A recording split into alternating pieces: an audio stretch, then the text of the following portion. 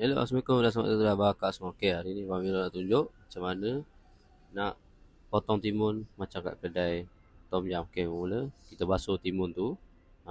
Basuh, bagi bersih. Okay, yang paling barang paling penting kena ada ni, penyagat ni. Yang jenis ni. Kalau tak ada boleh cari kat kedai Eco. Okay, kita kena start daripada bawah, daripada ke atas. Sagat je pelan-pelan. Okay. Okay, kalau nampak macam ada tak habis ni kan. Ini sebenarnya ada function tersendiri, supaya nanti bila kita dah potong dia tak cepat ni lah, lemau lah. Lepas tu kau potong tengah. Okay, kalau nak cepat dan mudah, potong je sekali tu. Potong menyerong. Kalau rasa tak stabil kau boleh belah je dua. Betul tu, belah je dua. Okay, rata kat bawah. Potong je biasa. Tengok guys, sebab tu kita biarkan berhalus tu untuk nampak tekstur dia. Kan cantik tu macam kat kedai Tom Yum. Tengok guys, tekstur dia timun tu.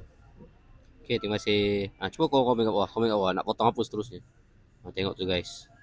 Mantap.